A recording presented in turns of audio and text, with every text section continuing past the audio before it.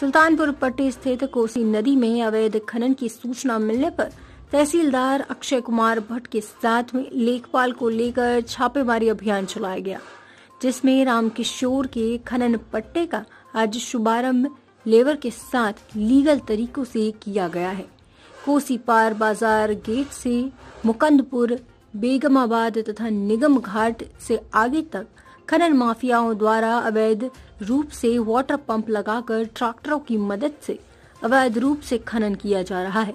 लगभग 40 से लेकर 70 फीट गहरे गड्ढे खनन माफियाओं द्वारा कर दिए गए हैं, जिसको लेकर लीगल खनन करने वालों में आक्रोश पनप रहा है। उन्होंने तहसीलदार अक्षय कुमार भट्ट से ट्रैक्टरों से अटैच कर वाटर पंप से अवैध खनन करने वाले खनन माफियाओं के खिलाफ कार्रवाई करने की मांग की है।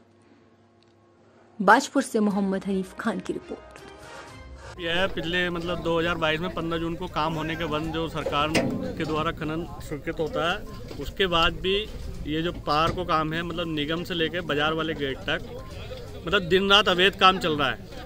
ना ही कोई सरकार के द्वारा स्वीकृत पट्टा है और पंखों के द्वारा काम चल रहा है और दिन रात काम चल रहा है पूरी तरह। और ये अभी सरकार ने नया जो काम शुरू किया, हम लोग तो यहाँ जो पट्टा चालू होने वाला है बक्से वाले गेट पे, हम जो मैनुअली काम करने के लिए तैयार हैं, लेबर से काम करने के लिए तैयार हैं।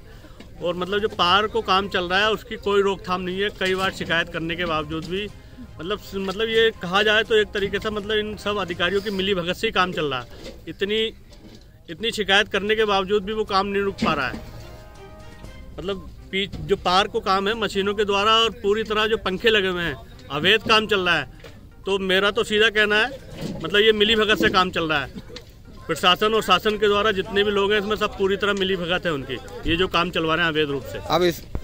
हम यही कार्रवाई चाहते हैं कि वो जो काम चल रहा है मशीनों के द्वारा, पंखे चल रहे हैं, उन्हें पूरी तरह से बंद किया जाए और ये जो पट्टे स्वीकृत हैं सरकार के द्वारा इसमें लीगल तरीके से मैनुअली काम कराया जाए।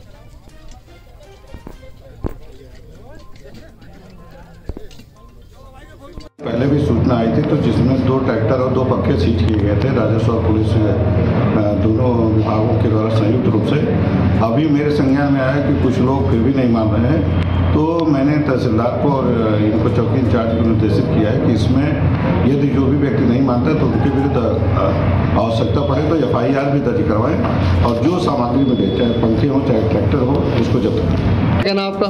हाँ, अभी जो संज्ञान में आया कि माननीय उच्च न्यायालय द्वारा मशीनों से खनन पर पूरी तरीके से रोक लगाई है, तो मशीनों से खनन प्रतिबंधित है और जो जिनके पास पट्टे हैं वो मैनुअल अगर करना चाहे तो करें, मशीनों से करेंगे तो उनके विरुद्ध कार्रवाई करेंगे। हाँ, वो जो प्राइमरी की बच्ची थी उसके द्वारा चार्ट बना के जो हमारी कोसी नदी है उसके आसपास जो रेत बजरी निकाले गए हैं उसके संबंध में उसने चिंता जाहिर की थी और नो डाउट वो चिंता जायज भी है। वो हम सबका, चाहे वहाँ के लोकल ग्रामीण है, प्रशासन है, सभी का सामूहिक प्रयास होना चाहिए कि नदी के जलस्तर को जो नीचे जा रहा है उसको रोका जाए और जहाँ अनुमति नहीं है वहाँ जो है खनन किसी प्रकार से न किया जाए, ताकि जो नदी है वो उसका प्रवाह 12 महीने बने रहे और किसी प्रकार की दिक्कत न हो।